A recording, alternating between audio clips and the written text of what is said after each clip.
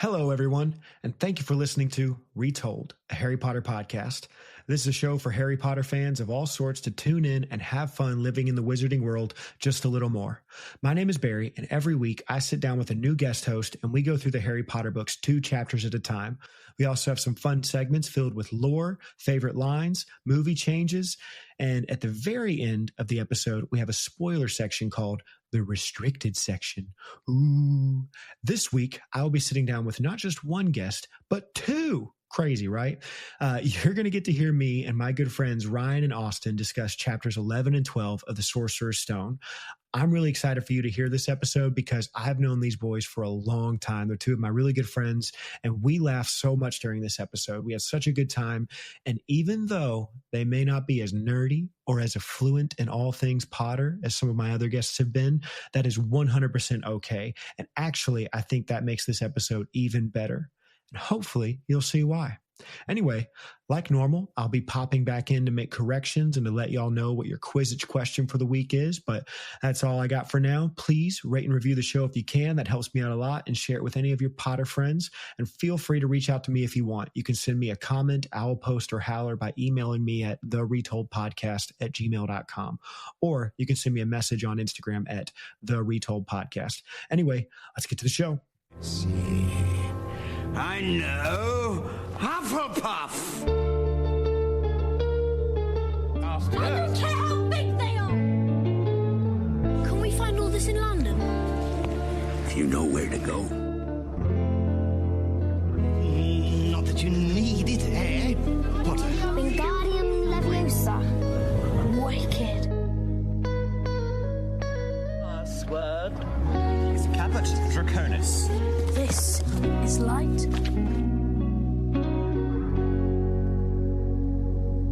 Thought you ought to know.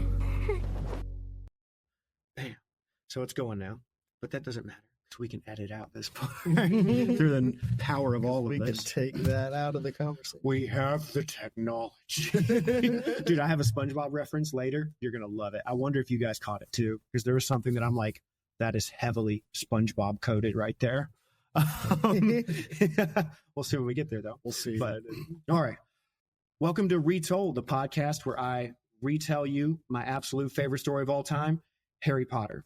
And right now we are currently going through book 1, The Sorcerer's Stone, in America. Everywhere, as we talked about earlier, everywhere else, The Philosopher's Stone.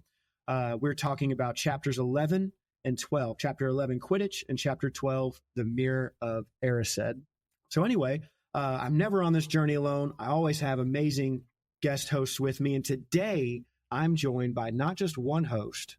This is the first time I now have, I got a double team. I got 2 people, a tag team partners, 2 hosts with us, Ryan and Austin. What's up, boys? How you doing, Barry?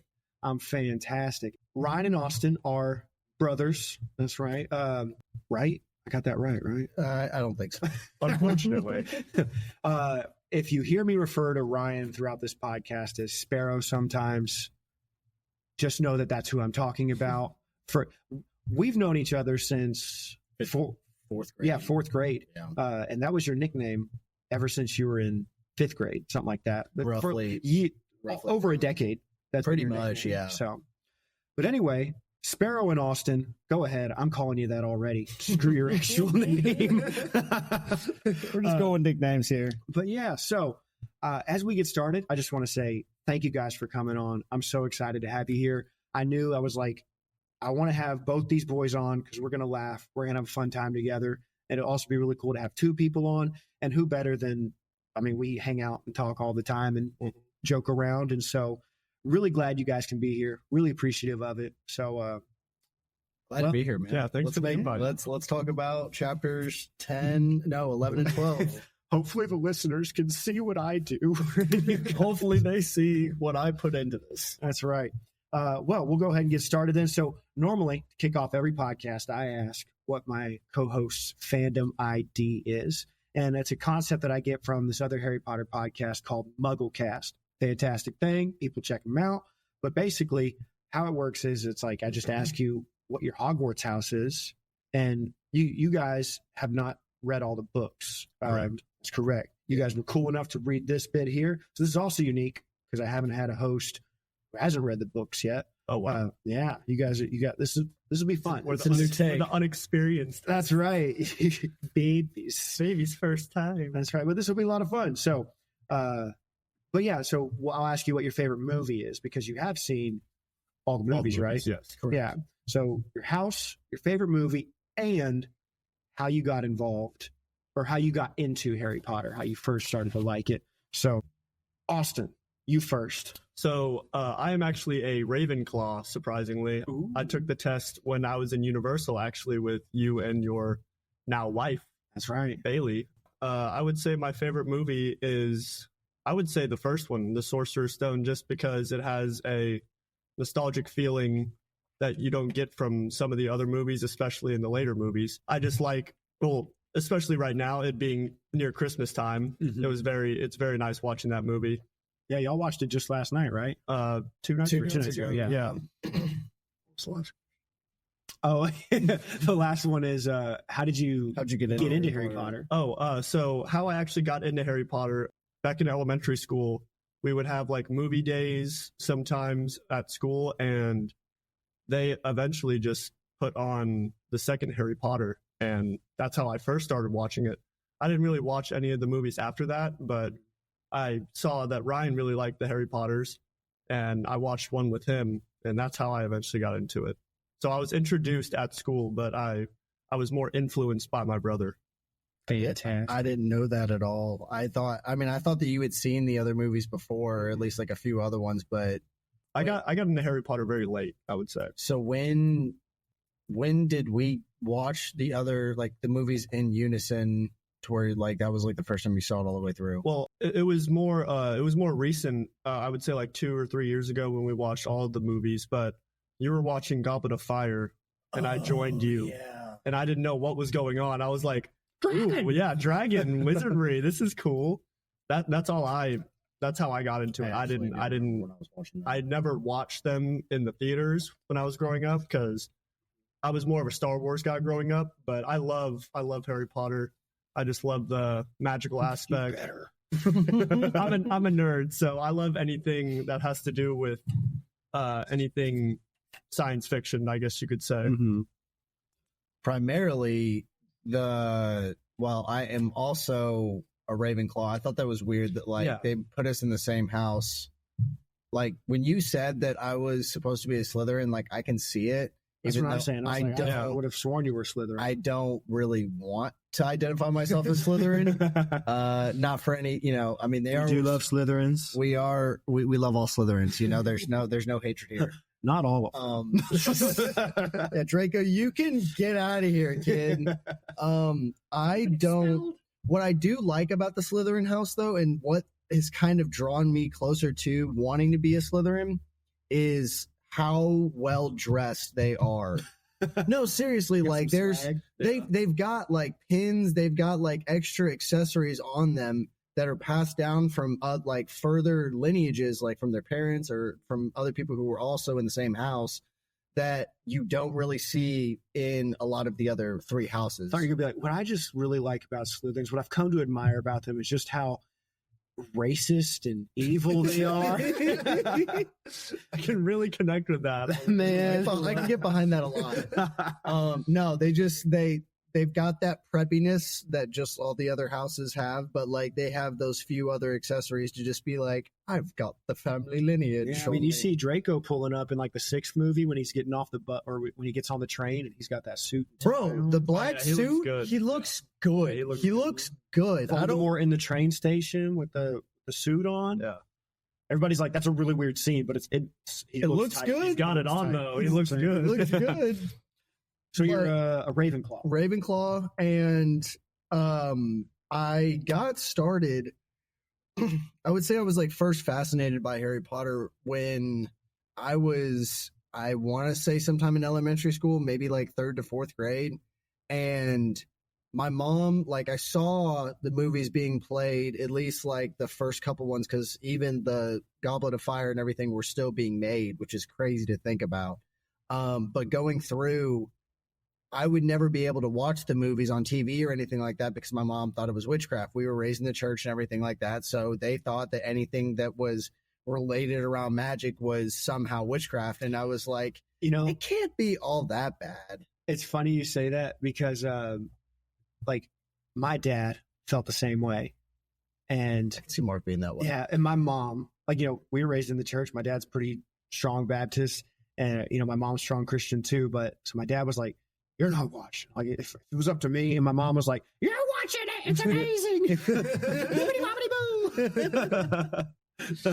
Old Bubba Watson. She's just like, as long as you guys are having a good time. But yeah, no, I think the reason why I initially got so curious into it was like the hatred that people had for it, or like the dislike that people had for it. I was like, but there's so many people that love it, kids and adults combined. I was like, there's got to be something to it. So it was forbidden fruit. It felt that way, dude. So like, it kind of, getting older and everything like that, and watching the movies in unison. That we were talking about a meme the other day, because it was like the first 3 movies feels like, oh, this is so whimsical and fun, and this is such a great time, and then like 4 through 7 is just like death and angst and just like tragedy and pain. And it's just such a strange progression how you can see these movies go from like really lighthearted and happy to just slowly driving into like a darkness, which, I mean, that's the whole progression of it. Yeah, it was cool that they matured with the viewer, Exactly. as you grew up with it. I think that was the coolest part about it, is like you felt like it was a kids movie or something that is kids friendly, like for movies 1, 2, 3. And then when you hit 4, things start to change. Like you can more real. Tests are a little bit more on the line. It's life or death with the Goblet of Fire. Yeah, I liked, because like some people will say the early movies, they're kids movies or kids books and they're childish, and it's like, well, of course they are. That was his perspective, right? That you're watching through Harry's eyes, and then as you get older, you're like they do mature with. He's growing up, and But also, what's your favorite movie? Probably The Half-Blood Prince, just because there's so much that is at least in the movie itself. I've gone back and read, or like not read, but at least skimmed over different cliff notes of what happens in that book. There's so much that's left out that I wish that could have been added, but also I can imagine it being a endgame 3.5 hour long movie just to try to fit all of the necessary moments that fit into the bigger picture. Yeah, it's already like a 2-hour long movie. It's already long, yeah. That's why we're looking forward to the TV show coming out, my guy. It's going to be cool. When is that coming out? I think it's projected to be late 2026. So, oh, really? Not that far. 2 years. Yeah, it's close enough. I mean, and that's primarily going to go over like different little niches within the movies. We'll get a lot more from all the books. It's like 10 episodes. Oh, nice. I think it's projected to be like 10 episode seasons for each book. Oh, so okay. It's like what, 10 hours of content for for each book. Yeah, I will take that for sure. So all that being said, boys, let's hop in. Dive in. Cover my Quizzitch questions. So here's what we're going to do. Do you have Quizzitch questions too? Did you go up with 2? In my head. Okay, good. So here's what we're going to do. I have, we're going to spice it up a little bit. I haven't done this yet on the podcast. Okay. So I have 4 questions, 4 total, and y'all can be on the same team. Y'all haven't read the books. Correct. All right. So you can tag team together. All of my questions are just over these 2 chapters. So like it's even easier. You've read it, you've heard it, you've been there recently. All right, you got a chance. Both your noggins together, you might do this. Let's do it. Right. So I will hear, like Austin, you ask me your question, then I'll ask you both a question, then I'll hear your question, and then we'll just go like that till we do all 8 questions. 2, 2. And then also, new twist. I have with me Bertie Botts every flavor bean. Oh no. And unfortunately, I don't think I brought the list is not the list, the key for it. But if you get the question wrong, you got to eat a bean. Oh no! So let's begin. Let's do it then. Steaks. That's right. And I know it's probably going to give mouth noise and all that. We'll be Get a But little we'll swallow some water and we'll be I'll edit stuff out. Says the guy who's never edited a podcast. How do I do this again? All right, Austin, you first. Okay. So, when Harry Beep. So unfortunately, my guy Austin drops a major spoiler here that I didn't want you guys to hear. Good news though, I still got it right. Yeah. And that's all you need to know. Let's keep it moving. Yes. Correct answer? Correct answer. Heck yeah. So I don't have get away from me, Beans. All right. For both of you guys, both of you fine young gents, what book does Harry try to get back from Professor Snape? In these chapters, Professor Snape takes one of his books. I might have to be. I'm really thinking because it's in the restricted section. No, Was it not?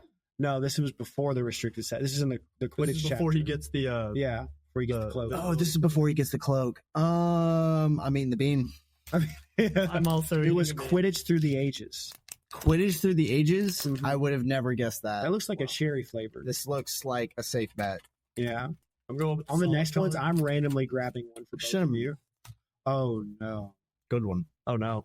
that's rotten egg right there. Could be or could be. That's definitely something rotten else. egg. Oh. If you need to spit, we have a bowl right here. Oh, alas. It was marshmallow. Oh, is marshmallow? Marshmallow. Okay, very good. I'm very happy with my bean. off the hook. All right, Ryan, what's your question? My question is when, and this can be just any question. Any or, question from book one, movie one? Beep. So unfortunately, I should not have said that it could be just any question. Ryan also drops a major spoiler here. And I know what you're thinking, Barry, you've taken 2 Quizzitch questions away from us. That's really all that we listen to the show for. Well, don't worry though. All right. I know you love your Quizzitch ever so dearly. And later, when I come back in to give you your Quizzitch question for the week, I'll give you 2 new Quizzitch questions. How's that, pumpkin? That's a Petunia reference, by the way. I wasn't just making a dumb voice. So, because I knew all that, I'm not going to eat a bean. All knowing. All right. How about this? Can you name me just one of the Slytherin players? Besides Draco. He's not even. He's not on the team yet. Oh, he's not. Yeah, that's like in the second or, yeah, that's in the I second. remember hearing about whenever they first started the Quidditch games, the referee was saying, "I want a clean game," and she was looking specifically at That's right. this guy, and his name is slipping my brain. It's the initials. I'll give you the initials. MF. You can only get one of the names. I'll be fine with that. Wait. Oh my gosh. Why can't I think of any of these freaking people's names?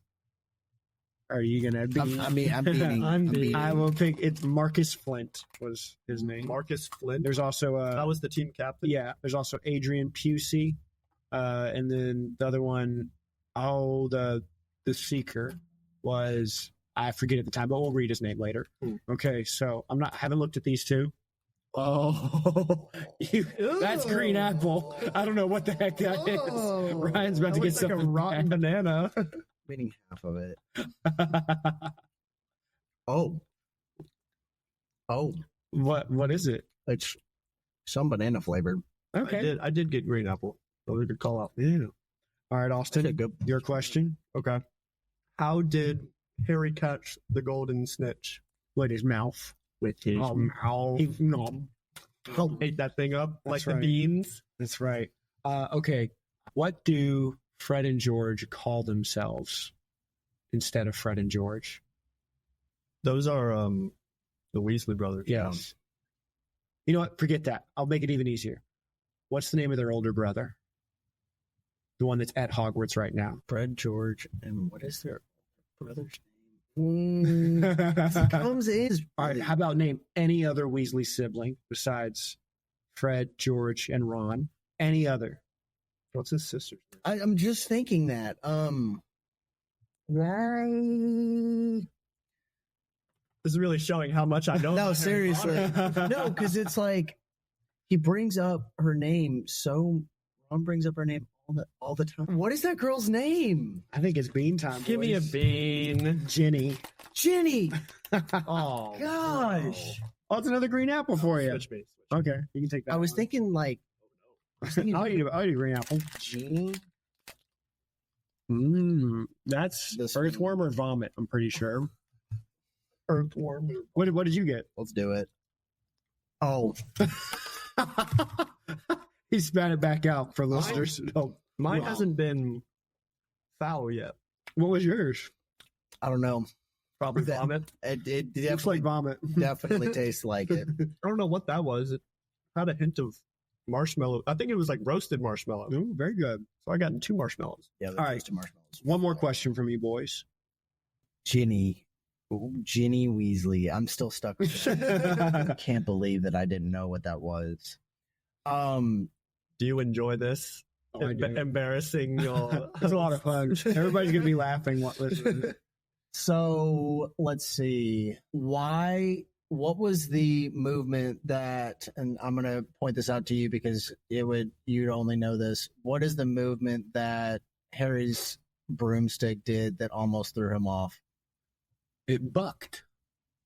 Is that what you mean? Like it was bucking? I was really looking for it rolled.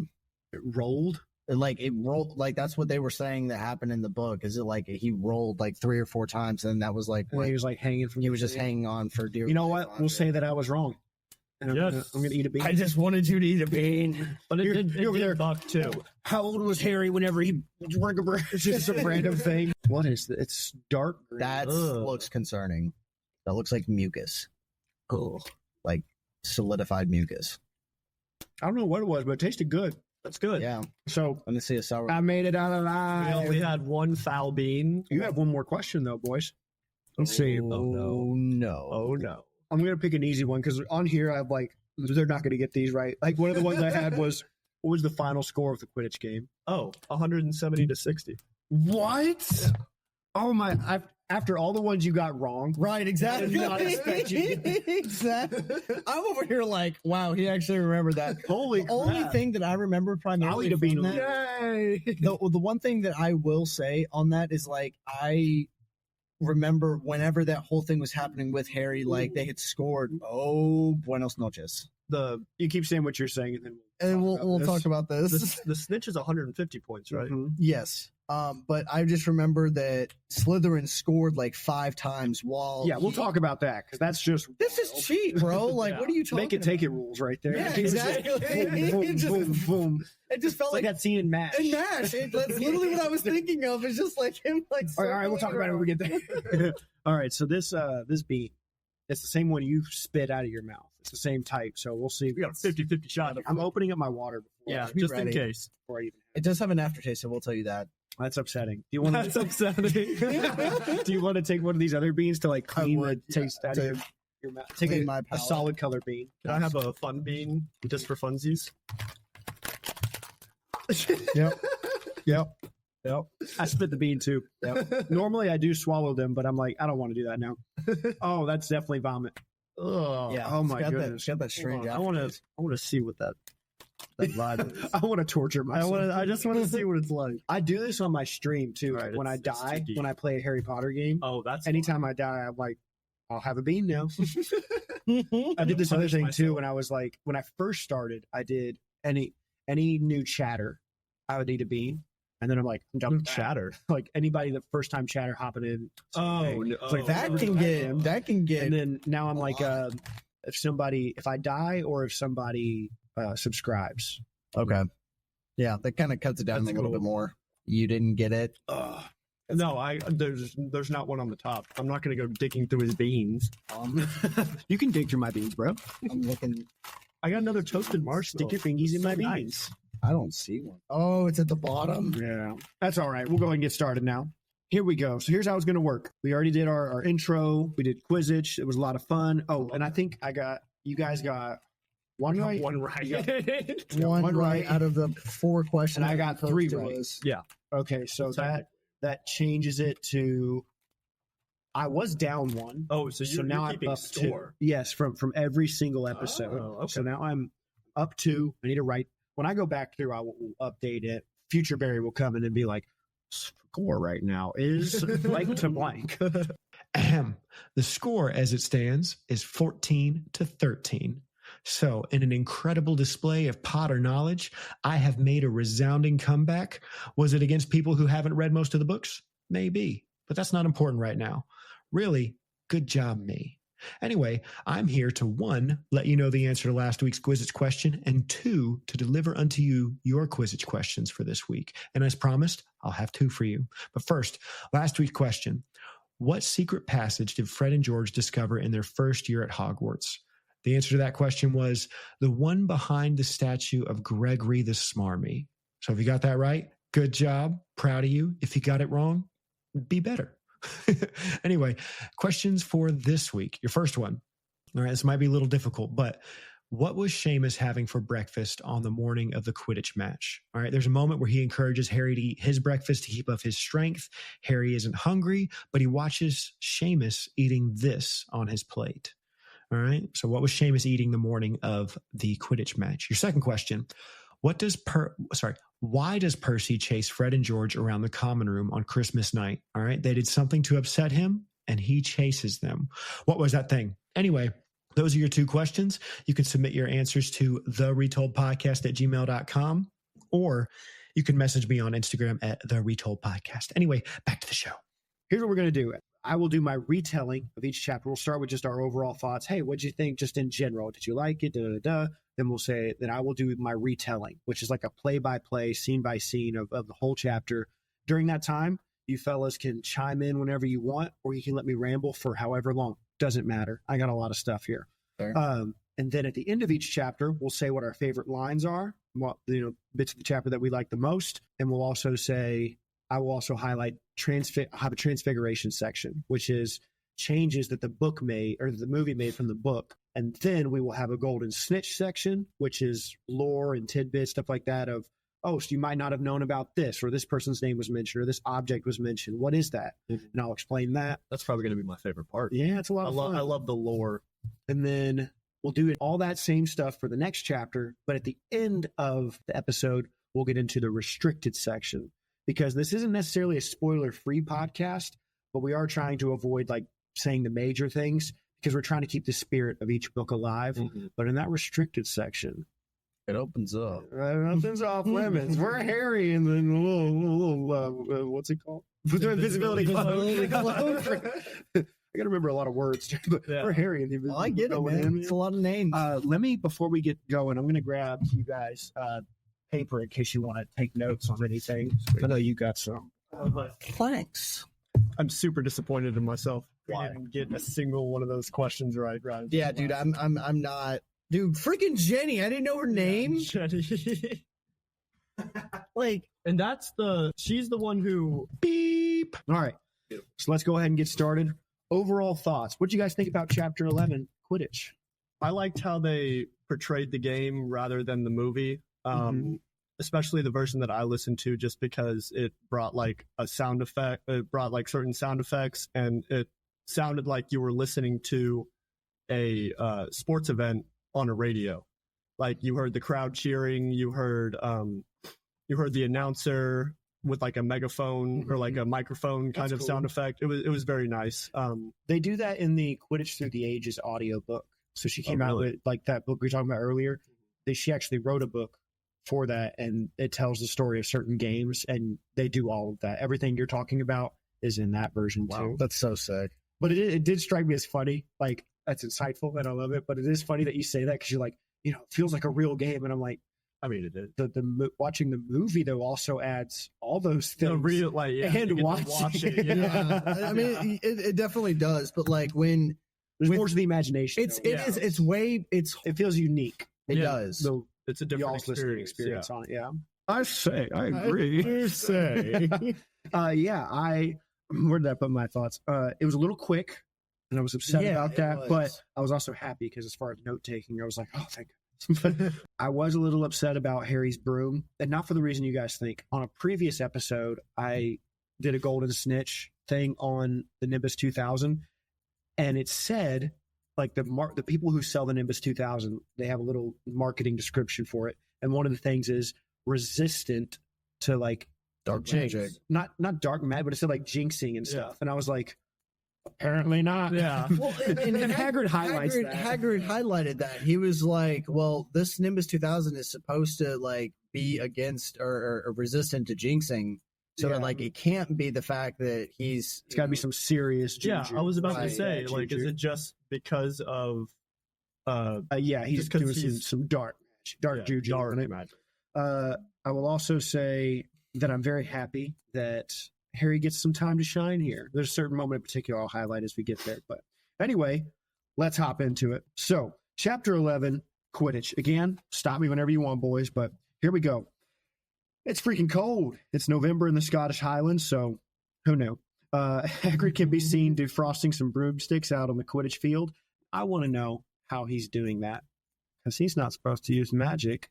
And if he uses fire, he gonna burn them broomsticks. Anyway, just something I thought I had.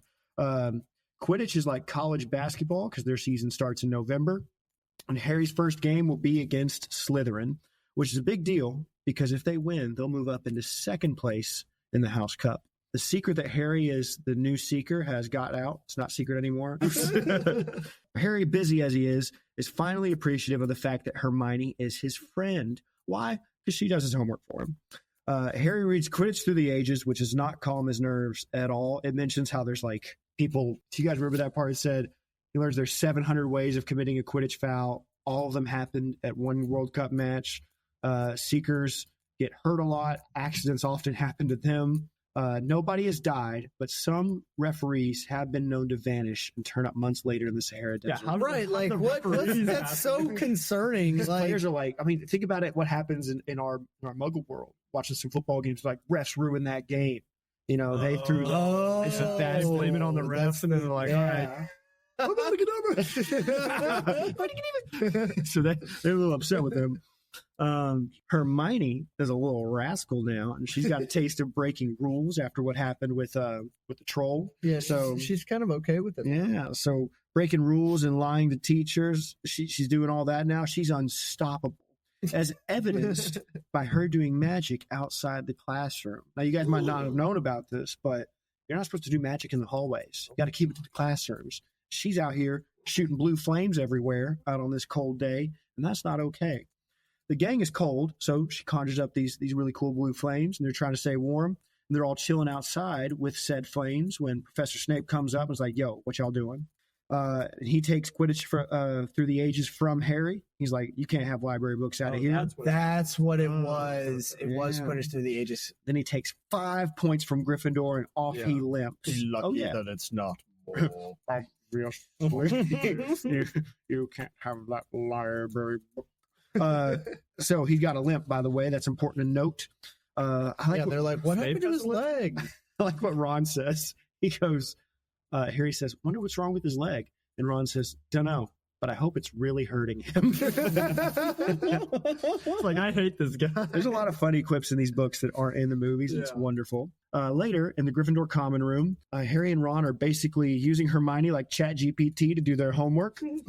Harry gets up and says, you know what? I want my book back. And it's actually Hermione's book, but okay.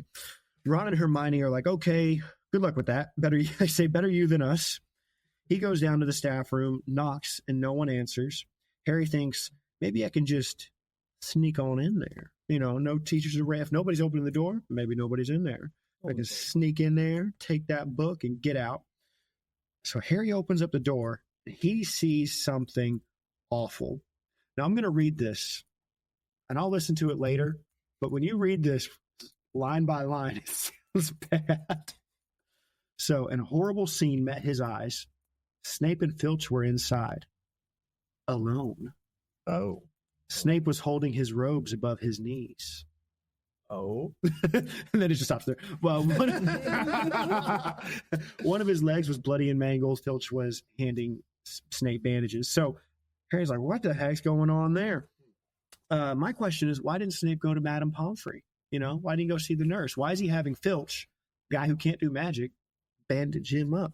I'm just saying. He's hiding something. He's hiding something. Little rascal. Someone might think you're up to something. Anyway, Harry tries to skate on out of there, but Snape catches him. But no big deal because Snape just yells at him to run away anyway. So you didn't have to stop him at all, Snape. Harry runs back upstairs and tells the group what happened. Then Harry says, yo, this means Snape is trying to get past that dog. Wait, Snape catches him looking in, though. Yeah, Yeah, he told him. Yeah, so he's like, get on out of here. Yeah, you know, get freak out. out. He was mad. You're not welcome here. He was big mad, bro.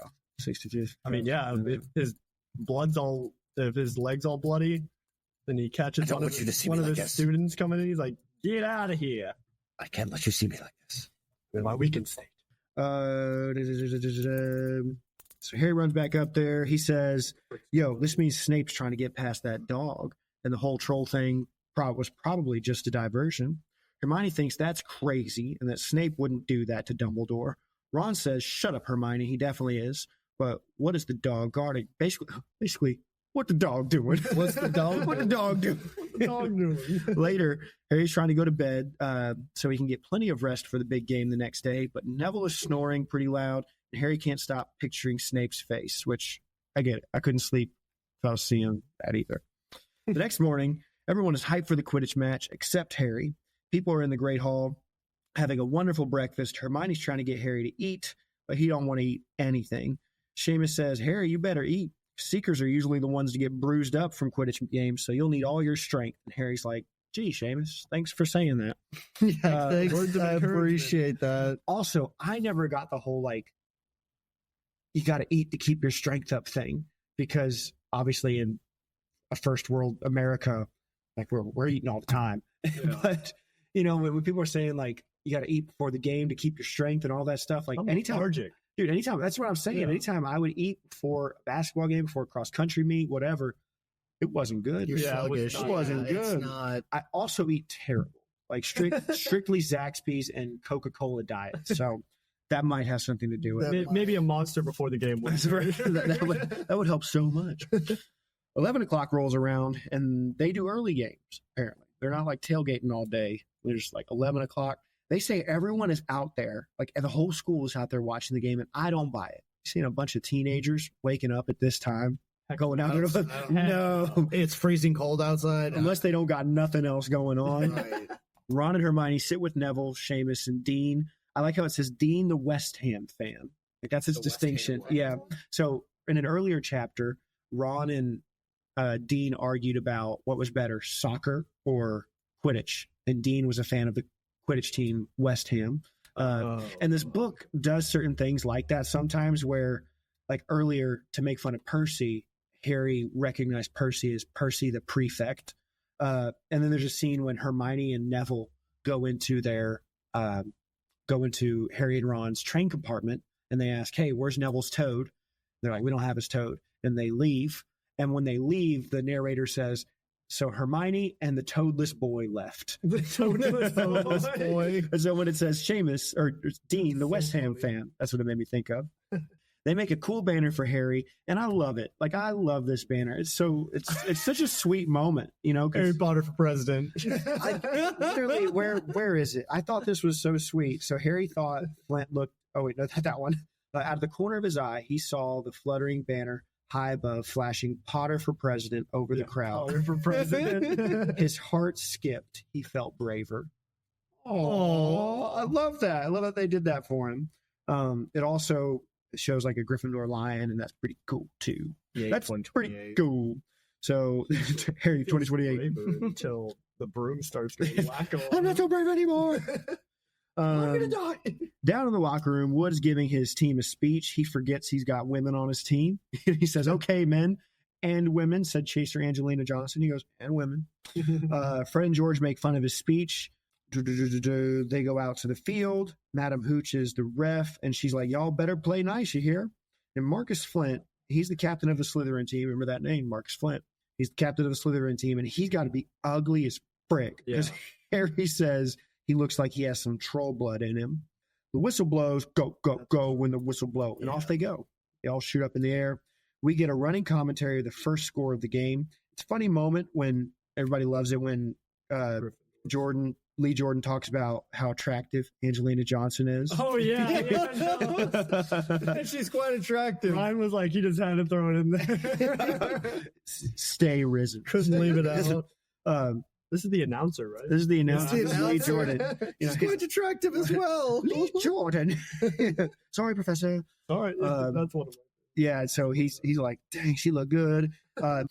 Anyway, I won't break down the whole play, but I will highlight Oliver Wood is a boss, says he blocks the goal. So that's pretty cool. Katie James. Blocked by James. That's the first thing I thought of whenever I heard it. Katie Bell gets smacked in the back of the head. Like it said, she gets hit with the bludger in the back of the head. And I was like, yo, she needs to be taken out. Yeah. Like concussion protocol on this girl. But good news, play ends with Angelina Johnson scoring and the crowd goes wild. And swoons. And she's so attractive. Hagrid shows up, sits next to the gang, says, watching from home just ain't the same as being there. Kind of true, but I don't know, man. Sometimes I like being at home, sitting on my couch, able to click pause and all that. It's nice. With your snacks that you don't have to pay for. Mm-hmm. So Wood's awesome game plan for Harry is to just stay out of the way. He's like, Harry, just avoid everybody. However, that would make it harder for him to see the snitch. So I don't know how we would do that. I have this note that says Harry is a dog, and I was like, why did I write that? And it's because it says when she scores, where is it? When Angelina Johnson scored, Harry had done a couple of loop-de-loops to let off his feelings. He's like, yay, she did it. She's so good. He's like wagging his head. Yeah, literally. I also want to know, how did the Weasleys get gold wristwatches? Because they're poor. It says once he caught a sign of a flash of gold, but it was just a reflection of one of the Weasleys' wristwatches. Yeah. Was that Fred or George's? We don't know, but I'm thinking them boys stealing. Finally, Lee Jordan sees the snitch and tells everybody, which I don't know if that's the right move. Yeah. Because they're supposed to be a secret. Like, they're supposed to find it. He goes, it's over there. Right. Like, just letting everybody know, hey, let's make this game interesting. He's like, I could have been a seeker. I see it. It's right there. You guys aren't doing your job. That's right. Harry goes chasing. He says, it's cold out, guy. I want to get back inside. But Harry goes chasing after it. He thinks I'm so freaking fast. And he's getting to it. He passes that. Here's the seeker's name, Terrence Higgs. That's the name of the Slytherin seeker. Remember, he's the blonde dude with the spiky hair in the first movie. You know, the one that's like looking at Harry like, "Are you going to keep diving? Yeah. Are you going to keep diving?" Yeah. So he goes past, and he's about to get the snitch, and then bam, Marcus Flint body checks him. Oh. They call it a foul. Boom. They call it a foul, and the Gryffindors get a penalty shot, and they make it. But honestly, I think this is a good move on Flint's part, and I'm not upset with him. Because, like, teams do this all the time. Like, in baseball, if you know a home run hitter's coming up, you hit him with the ball. Yeah. And you take the sacrifice of him going to first. Yeah. Same thing like in basketball. At the end of the game, you want the ball back, you foul the other team. Right. And so, sports ball talk for all of these Harry Potter listeners that definitely know what sports is. So, yeah, I'm like, that's a good move on Marcus Flint's part. It's very IQ play. Yeah. So anyway, but everybody's upset about it. Over on the sideline, Dean teaches Ron what a red card is because he don't know what that is. Jordan He thinks this is a freaking football game. I know. Football. Jordan is all sassy. He's yelling at, I like this line. So after that obvious and disgusting bit of cheating, Jordan, after that open and revolting foul, Jordan, I'm warning you. All right. Flynn nearly killed a Gryffindor. It could have happened to anybody, honestly. Could happen to anybody. Play resumes, then out of nowhere, Harry's broom starts going crazy. It turns into a mechanical bull ride, basically. Have y'all ever done a mechanical bull ride? Yes. Oh, yes. It's tough. Did you fare well on said ride? For like 15 seconds. Yeah, I did well until the operator decided just to turn that knob up. Yeah, about once he's had 2/3. his, once he's like, all right, you've had your fun. Now it's time for me to have my fun. He cranks it up. Yeah, I must not be that good of an operator because I'm like, you should have not been able to knock Harry off. Yeah. You know what I'm saying? Like, I fall off that mechanical bull in like 3 seconds. Yeah, quickly. So You're on a broomstick. it says dark, powerful magic, but must not be that powerful. I'm just saying. Powerful enough. Everyone down below notices Harry's broom is wigging out. Seamus asks if the Slytherins are cheating, and Hagrid's like, nah, only dark, powerful magic. We already said it's not that powerful. Hermione, even though she doubted Snape was bad earlier, now she's like, nah, that's got to be Snape. And so she grabs Hagrid's binoculars, looks over at where Snape is sitting, and like, yep, it's that boy. He's locked on Harry and just muttering away. So he's jinxing the broom, y'all. Ron's like, what do we do? And Hermione just says, trust, bro. I got this. She scampers off. Back to Harry. The Weasleys try to help him off the broom, and they can't get him off. So they act like sharks. It says they circle below him. Yeah. Like, don't worry. We'll catch you if you fall. I got you. Which I guess is a decent plan. We get a crazy note that Marcus scored 5 times without anyone noticing. Yeah. And it's so, like we said earlier, that's got to be make it take it rules. They're the defenders. And like we were saying, if you ever, anybody, I went crazy over the TV show MASH on an earlier podcast. So if you haven't seen MASH, it's just like a spoof One Punch Man of Harry Potter. To clarify, this is Mashal, not the old TV show MASH. Good point. That was in the 1950s to 70s. Like the 90s or 80s. It feels so old, bro. But you're right. My dad watched that show so much. That's a good call. It was so funny watching that. He just throws he just like curves it. And he just like back to myself, back to myself, back to myself, back to myself. Yeah, y'all got to watch Mashal. So anyway, back to Hermione. She's having to get to Snape.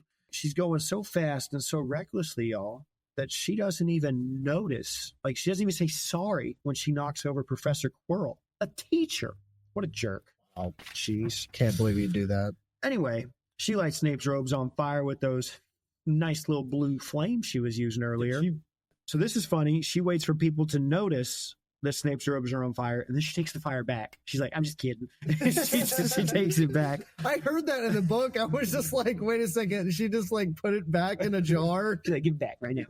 I'm just pranking you. Yeah. Sorry, I was looking over to make sure the audio was working. So anyway, we go back to, and it works. And Harry's ready to go again. And then there's this funny scene that Neville's been crying, and Ron says, it's all right, Neville, you can look. This is funny to me because, like, imagining Neville's perspective, he's crying, like, I don't want to look. Poor Harry, I'm so upset. He's crying on Hagrid. And then Ron says, just look back. He's okay now. So he looks back, and what he sees is Harry plummeting straight towards the ground. Oh my gosh, no, Harry. And then falling off the broom, and then almost getting on all fours, and it looks like he's about to vomit. And he's like, why did you make me look? But Harry doesn't vomit.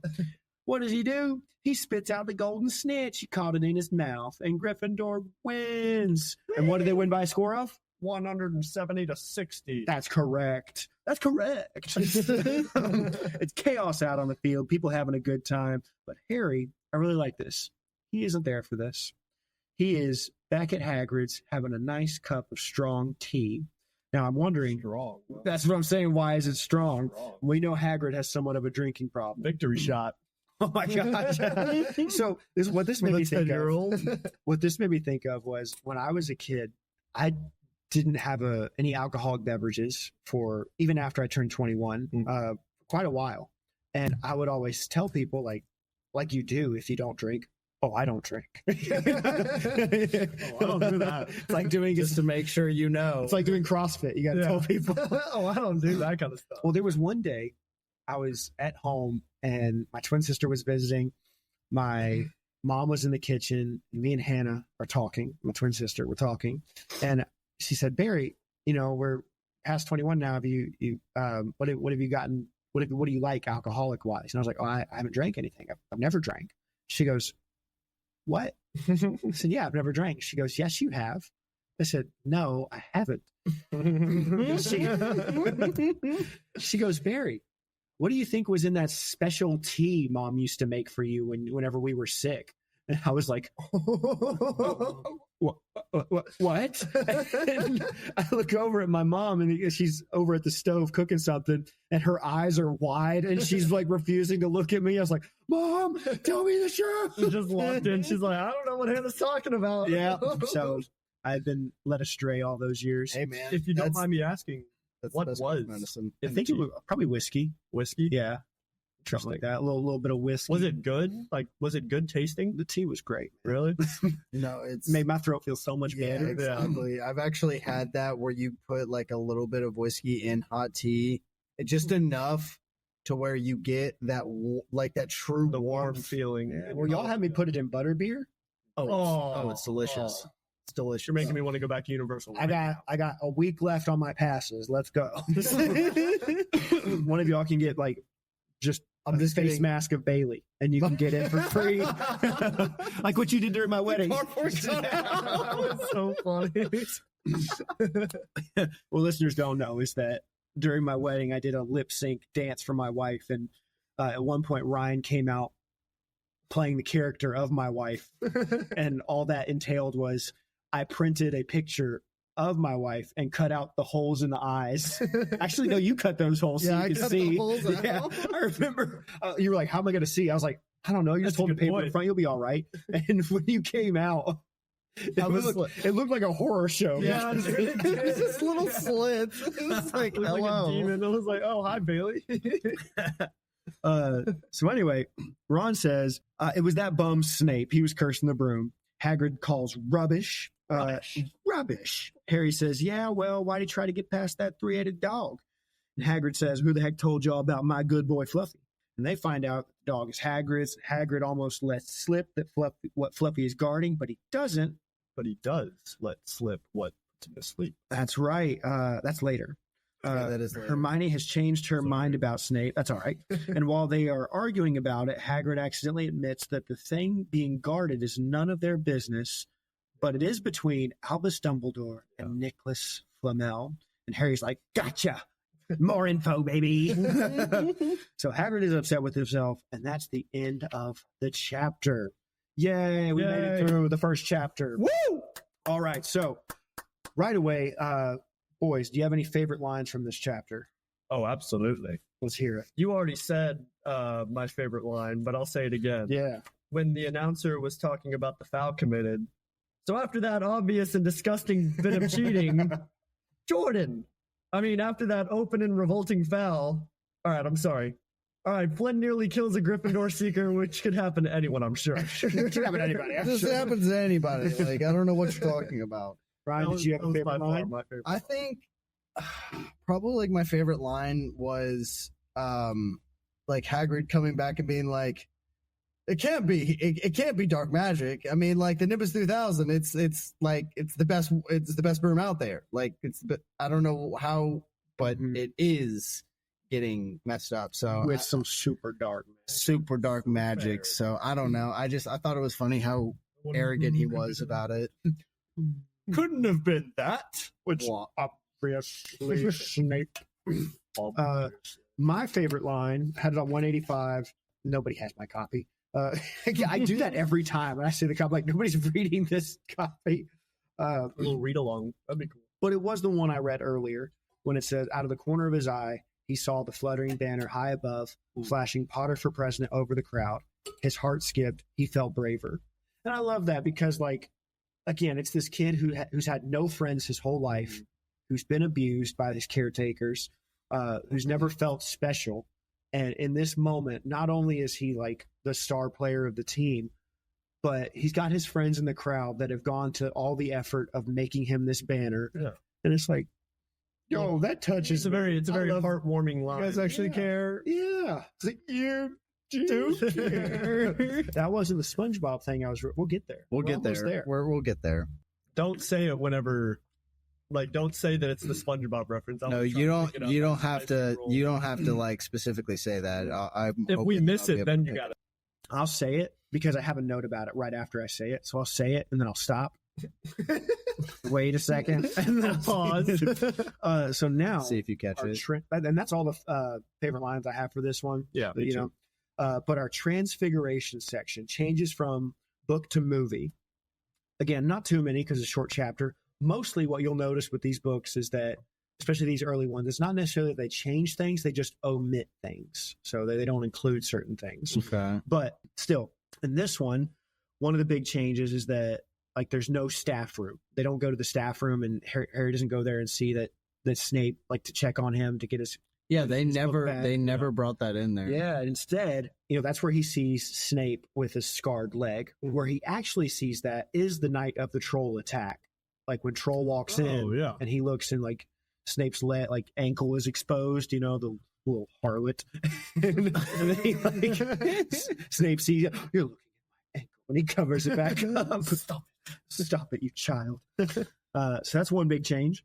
Also, the other change during the match, it's pretty much Harry by himself. The Weasleys don't come up to him and try to help him off his broom or circle below. No, they don't. Again, very minuscule thing, but I still like that moment in the book.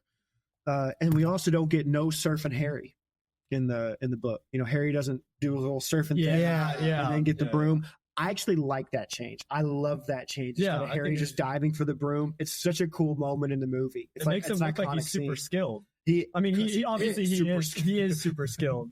You watch your mouth. Put some respect on my boy's name. But he goes like straight up to it, and it's like, I don't know, from a board sports perspective, like it's a classic mess up move, because dude, like anytime you put too much weight on the nose of the board, like you're gonna fly forward. So it's like, when I saw that happen, I was like, been there. My name is Ryan, and I skate. All right, so that's all we have for the Transfiguration section. And here we go. Last section of this chapter, the Golden Snitch section. So the little lore tidbits and stuff. Again, not a whole lot for this one, because certain things we've covered in previous chapters that I mentioned here. But I got two things. One is that J.K. Rowling hated writing about Quidditch. Like anytime she had to write about Quidditch, she hated doing it because she's not a sports ball person. In fact, something I mentioned last time was that she came up with the game of Quidditch to like tick off an ex-boyfriend who was super into sports. And she was like, really? I'm going to come up with a game that makes no sense. Like the rules make no sense. But she hated writing about it because she was like, interesting. I don't think it was early on that she hated doing it. Hey, look who's calling. Wow. But early on, she was like, I think she had a good time writing it. But then she goes, there's not much else to write. They chase around. They kind of like she struggled to make each game interesting. Yeah, that's true. I feel like it'd just be a bunch of repeats. Exactly. Which is surprising to me, because then she ends up making Quidditch Through the Ages, which is nothing but like 10 or 12 different Quidditch matches with commentary on all of them. But she was probably just like, all right, one last go. The other Golden Snitch thing is Hagrid says he bought Fluffy from a Greek guy, which is significant. Again, I don't think it was, or it might have been a Greek guy, but that is significant because Cerberus is like, Fluffy is a Cerberus, a 3-headed dog, and that is in Greek mythology. Yeah. So it makes sense that he would have bought it from a Greek guy. Met it from a Greek chap. I met down at the back. Right. He probably said bar. Because every time I listened to him, it sounded like he said park, but I'm betting he said bar. Yeah. Because we're all yeah. All right, here we go. We're moving on to the next chapter, chapter 12. So, really, my only overall thoughts on it are there's so many good lines in this chapter. There's so many good moments, and I don't often read whole sections, but I'm going to be doing that a lot in this chapter. So I was just like, I got to say everything. I love it so much. Gotta fill it. It's also super Christmassy. I have it. It's over there. I'm not going to work. For listeners at home, we're boxed in this little makeshift studio I've made. But I did bring my Christmas at Hogwarts tapestry, just to get into the mood of it. We got to get it. I love Christmas at Hogwarts. I love going to Universal this time of year. I love seeing what like the snow and Diagon Alley and in Hogsmeade, and I love the vibe of Christmas at Hogwarts. Imagine if it actually got cold enough to snow in Florida. Dude, there. That would be beautiful. Like that would be so insane. We went there last year around this time, right? Or it was in like February. We went in February, but it was cold. It was cold. Yeah, it was super cold. Rain just about every day too. Yeah. So it was like Britain. Just about the same. Well, at least from what I've never been. But yeah, it's super Christmassy. The whole like Christmas at Hogwarts. People say Harry Potter movies are Christmas movies. Like all those vibes are in this chapter, and I love it. So anyway, let's get it going. It's super cold now. We're in December. It's snowing outside the castle. It says there's several feet of snow. The Black Lake is frozen. Again, this is what we love. It's what I imagine. It's one of the reasons why, like I said, I love Universal this time of year. I'm going to be so sad when my passes run out and I can't go back to Universal. Gotta get another one. Boys, let's go. Yeah, seriously. Weekend trip. You don't know. I'm considering it. I'm considering just a drive Drop there, everything. sleep in the car for a night, Just drive do down it there. again, drive back, just drive Hey. one day. Hey. I'm not against it. Sunday night. We'll talk after the podcast. We'll talk after this. I'll get my shift. Don't tempt me with a good time. Exactly. So the Weasley twins are throwing snowballs at Professor Quirrell, magically, of course.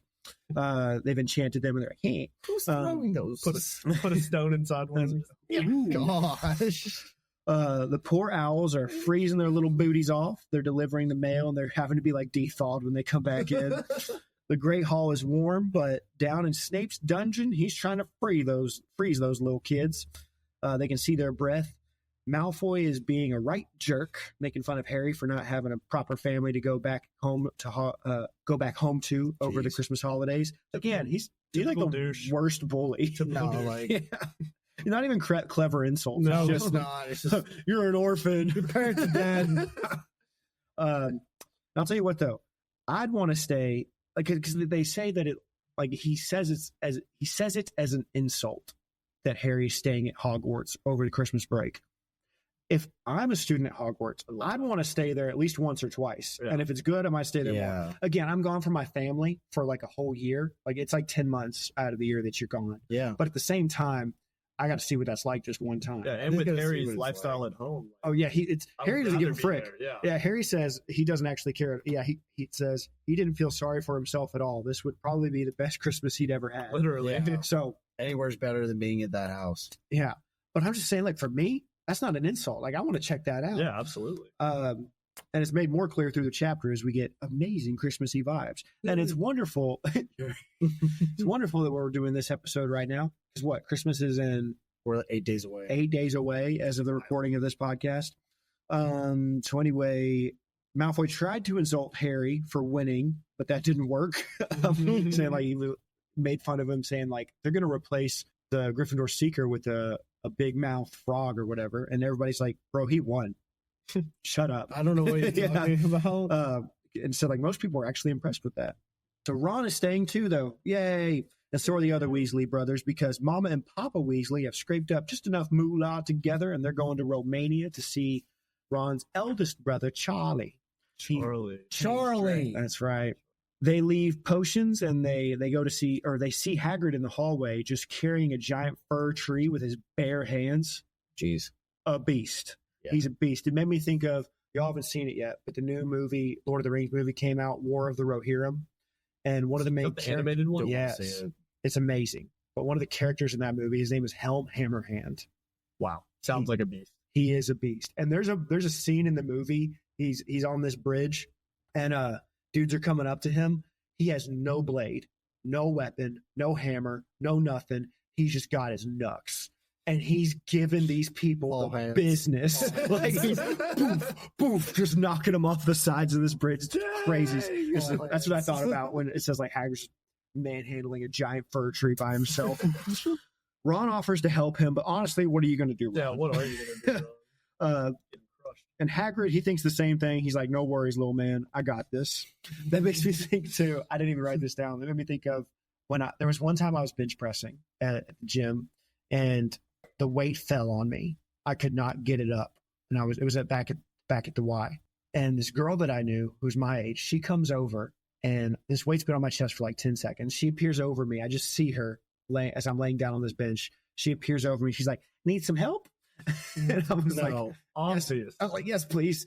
She reaches down, she grabs the bar, and she goes to pick it up, and she goes, and she can't pick it up either. And so I'm trying to push. I have a girl trying to help me pick it up. Neither one of us can get this bar up.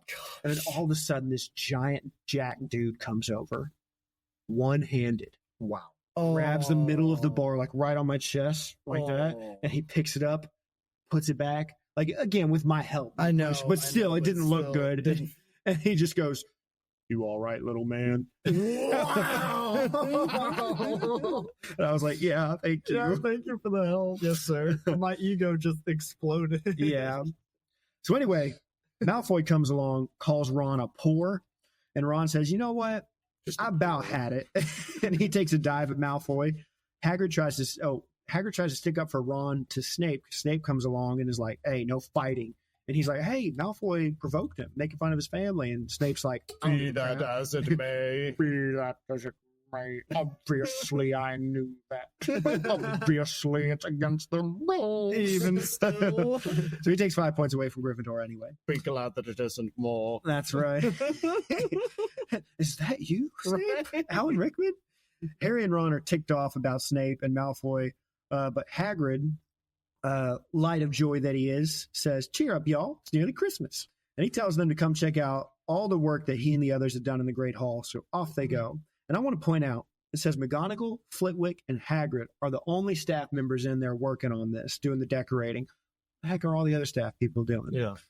But the Great Hall does look amazing. And I wrote this down to like read this whole section because I just loved it. The hall looks spectacular. Festoons of holly. I don't know what that means. It sounds cool.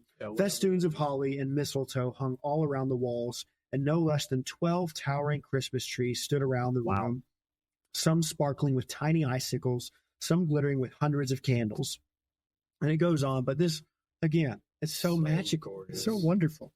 It's one day till the holidays start, and the gang decides that they need to go to the library. Hagrid's like, bros, why are you going to go to the library? And he kind of calls them nerds because he basically says, bit keen, aren't you? And Harry says, it's not like that, bro. We're trying to find out more about Nicholas Flamel. Thanks for telling us about him, by the way. Hagrid is not happy about that. So off to the library they go, and they do some searching, but they can't find Nico's name anywhere. Harry wanders over to the restricted section, thinks, maybe I'll just take a peek. But no. Madam Pinch shows up and says, sorry, Harry, no spoilers for you. You get it? It's like the restricted section. That's the spoiler section of my podcast. Double whammy. That's right. Anyway, Pinch kicks Harry out of the library. He waits out in the corridor for his friends, but they end up not finding anything either. Hermione says she will have to leave soon, but hopes that they keep looking over the break. And Ron says, hey, you could ask your parents about Nicholas Flamel. And she goes, brother, they're dentists. They're not going to know anything about Nicholas Flamel. You're not going to be able to help me much being cleaning teeth. And this chapter is full of really funny moments, but one of the more subtly funny ones is that, it says like Hermione says to them, like, all right, y'all, I hope you look like you stay looking whenever. Let me find the section. Hope you stay looking when I go home. And they're like, yeah, sure, you got it. Once the holidays had started, Ron and Harry were having too good a time to think much about Flamel. They're like, sure. Yeah, we'll do it. They had the dormitory to themselves, and the common room was far emptier than usual, so they were able to get the good armchairs by the fire. They sat by the hour, eating anything they could spear, a toasting fork, bread, English muffins, marshmallows, and plotting ways to get Malfoy expelled. Again, just broing out. Yeah. They're Do whatever they can. it sounds boys. wonderful. That's what I'm saying. I'm just picturing them sitting there, like, eating their roasted marshmallows. Was there something we were supposed to do? Nah, I don't remember it. Back to Malfoy. yeah, but it sounds like a just straight chilling. Yeah, sounds like a that's wonderful sweet. time. Sounds like He's a having good a time. time in that castle. Yeah, hanging with the bros. Ron teaches Harry to play wizard's chess. I have a set of wizard's chess, like one of the like. Do you really? Yeah, so we can play that sometime. I actually, Do you guys know how to play chess? yes. Fantastic. Bailey doesn't actually know how to play. What? Right? Like all people, I I would know. expect her to know how to play chess. Yeah, my wife is listeners. My wife is incredibly smart, Yeah, incredibly she's intelligent woman. intellectual. Knows a lot of things. She doesn't know how to play chess. She could learn it very quickly. What an idiot! Women. Edit.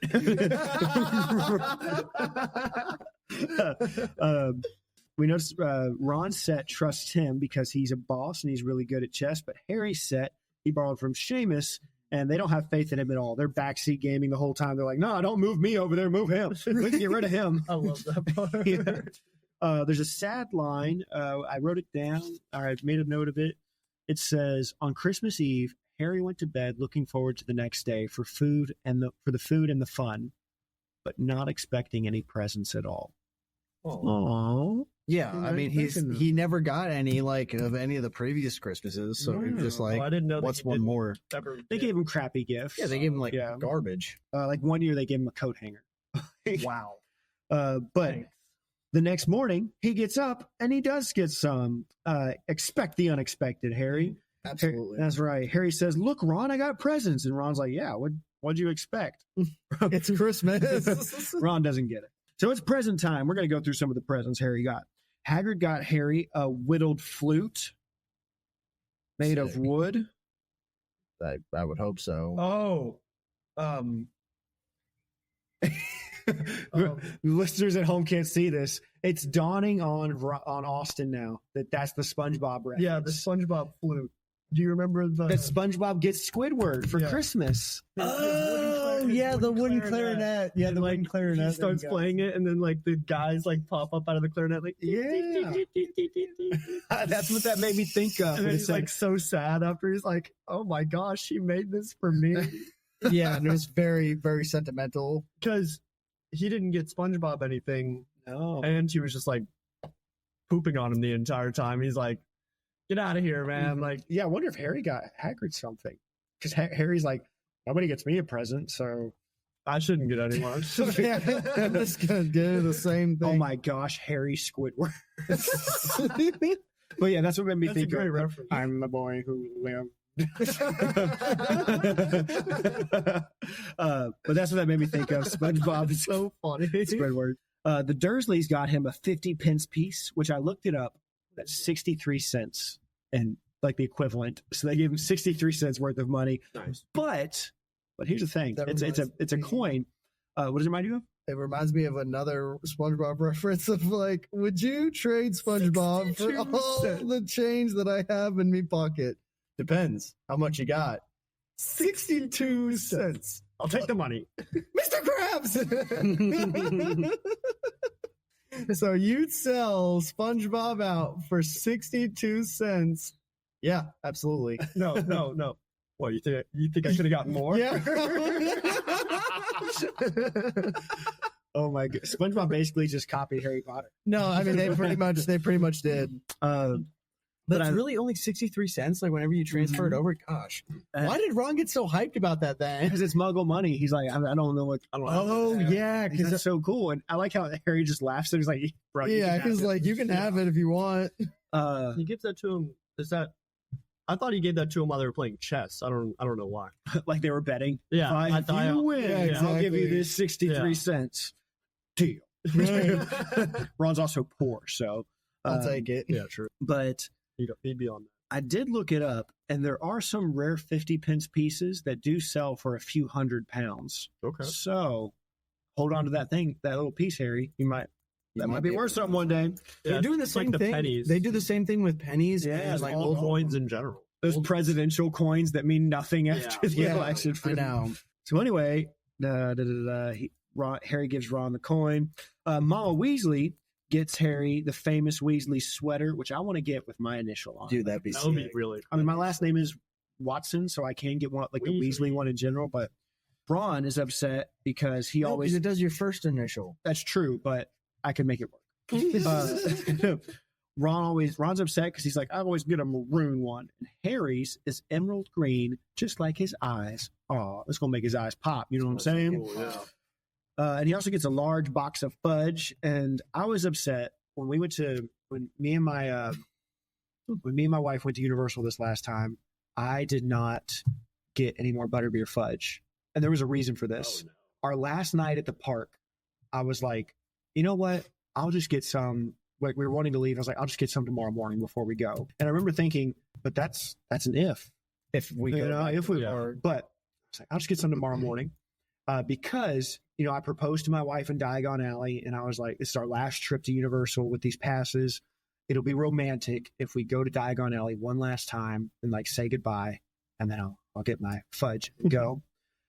But then it struck me, looking at how tired we both were the next morning and how much she wanted to get home. I was like, it'd be super romantic to go to Diagon Alley one more time, but it would be even more romantic to get this girl home. To go home. So that's what we did. she'll appreciate that more. So I'll have to just make butterbeer fudge. We'll Did do you that actually next end up bros doing night, that? y'all. Yeah, we can seriously, do it. that'll be a fun experiment. Do y'all know how to make fudge? It's we can whip it up. yeah, it's We'll do not. this. It's not. Is it hard? No, it's No, not. we'll figure it out. It's more of a sitting process. That's right. You can learn anything. Like on YouTube, guys. mixing, it's not the problem. It's just letting it sit and harden for it to do. You could whip it up. So anyway, he also gets a large box of chocolate frogs from Hermione. Hermione got Ron beans, these beans that we're eating right now. He's got one last present from we don't know who. Yeah, that's Restricted restriction section, boys. Hold your tongue. And what is it? It's an invisibility cloak. And I like the description of how it feels. It says it's like water woven into material. That's pretty dope. That's really cool. And what does the invisibility cloak do, one might ask? Well, Harry, he throws it on, find out, puts it around himself, and he can't see his feetsies. Thus, the cloak is aptly named the invisibility cloak because it makes the user invisible. You know what would have been like the funniest thing to do in the movies is it wouldn't have been able to. They wouldn't have been able to make much sense of it in the books, but in the movies, whenever he puts the cloak on and he's like completely invisible, you just see his head, and Ron's like, "I know what that is. That's an invisibility cloak." If he they cut that out, and they were like, "I know what that is. That's a real tree Mulsey oak jacket, like for a regular camo jacket, like a camo jacket." Yeah. And then he just puts it on. You just can't see him at all. It works anywhere, man. Exactly. All of a sudden, number appears on the bottom of the screen. Yeah, Order now. Order now. While supplies last. That's right. That's funny. I would have loved it because, like in the movie, Harry puts it on. He's like, "My body's gone." And I love it if he was just puts it on. And like freaks out big time. Just starts crying. He's 11. You know, no, it's okay, Harry. It's okay. Don't worry. You just can't see it. Magic's gone too far this time. So anyway, become the epitome of the Headless Horseman. We don't know who it's from, but it does come with a note, and we find out that it used to be Harry's dad's. The note says, "That's right. Your father left this in my possession before he died. It is time it was returned to you. Use it well. A very Merry Christmas to you." And just then, Fred and George come in, and it's just a wonderful scene. They're hyped that Harry's got a sweater, and I'm just going to read this because this was one of my favorite moments, maybe in this whole book. So they come on in. I missed my joke. I'll tell you what the joke was after this. I'm so upset. I even made a note. I even wrote it down, and I messed it up. Dadgummit, Barry. Timing. But anyway, Fred and George bounded in. Harry stuffed the cloak quickly out of sight. Merry Christmas. Hey, look, Harry's got a Weasley sweater too. Fred and George were wearing blue sweaters, one with a large yellow F on it, the other a G. "Harry's is better than ours, though," said Fred, holding up Harry's sweater. "She obviously makes more of an effort if you're not family." "Why are you wearing yours, Ron?" George demanded. "Come on, get it on. They're lovely and warm." Lovely and warm. I hate maroon. "You haven't got a letter on yours," George observed, looking at Harry's. "I suppose she thinks you don't forget your name, but we're not stupid. We know we're called Gret and Forge." And my joke was when I introduced them, I was going to call them Gret and Forge. And then y'all were going to be like, "Why'd you say that?" I was like, "I'll tell you in a minute." But I missed it. So be it. And then they're like, "What's all this noise?" Percy walks in, and they look at Percy's sweater, and it says, they're like, "P for prefect. Get it on, Percy. Come on. We're all wearing ours. Even Harry got one." "I don't want," said Percy thickly as the twins forced the sweater over his head, knocking his glasses askew. "And you're not sitting with the prefects today either," said George. "Christmas is a time for family." And they frog marched Percy from the room, his arms pinned to his side by his sweater. I love that so much. Yeah, they didn't put his arms through. They're just like, "Getting out of here." Yeah, just a wonderful, wonderful scene. So off they go to dinner, and dinner is off Shazane. Yeah, I was going to say, I want my Christmas dinner. Yeah, dude, I want the way they described this, I was like, I'm getting hungry. It's so good. There's tons of awesome food, super dope party favors. Dumbledore's got a silly little hat on. Old Flitty is cracking jokes. Hagrid's having a little too much to drink, but that's normal. And he's putting the moves on McGonagall. You know, and it gives her a little smooch on the cheek. And y'all, is that the really tall one? No, that's in the fourth movie. This is Professor McGonagall. Oh, Mr. Potter's in the cat. Okay. Yeah, but y'all, he gives McGonagall a smooch right on her cheek, and she giggles. Ooh. Hey, okay, Haggy, okay. The boy who rizzed. Then all the boys go outside for a snowball fight. Harry and Ron play some more wizard's chess, And at the end of the day, and they end the day by eating some sandwiches and watching Percy Gred and Forge. I wrote it down. Gred and Forge roughhouse a little bit. As they're going to bed, Harry can't help but think about his cloak and where it came from. And I like this line about Ron. Where is it? Ron, full of turkey and cake and with nothing mysterious to bother him, fell asleep. But Harry's like, I got something mysterious on my brain. I got a good present. And so Harry can't help it. He whips out his cloak and he's like wide awake and he's ready to get up to some shenanigans. And I remember what you said at the gym yesterday talking about this. You're like, man, as soon as Harry got that cloak, he was like, he went straight to it. He was just like, I know exactly what I'm going to do with this. Let's get down to some shenanigans. Do something illegal. Go to the restricted section. Oh, and he's also like that. The note did say I should use it well. So off he goes. Very subjective. Yeah. Harry literally thinks that Hogwarts is his oyster to explore. He decides not to invite Ron because he thinks this is my pop's cloak. I want to use it myself on our maiden voyage. And I get that. So like sentimentality. It makes perfect sense. So Harry throws it on, sneaks out. Poor fat lady has no idea what's going on. Like when he opens it up, she's like, what's going on? Like, who's there? Harry thinks, what should I go to first? The restricted section. No, Harry, you can't see the spoilers for the book. He did it again. That's called a callback. He gets to the library, lights a lamp, and I like this moment where he thinks when he's holding up his hand, he's like, spooky. This made me so mad. What do you mean? When he has the invisibility cloak on, can't see anything except for a floating arm and a lantern. It does kind of defeat the purpose. It does. Like completely inside the cloak.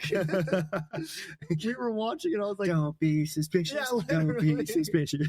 Like somebody's gonna see that walking down the hall and be like, whose arm is that?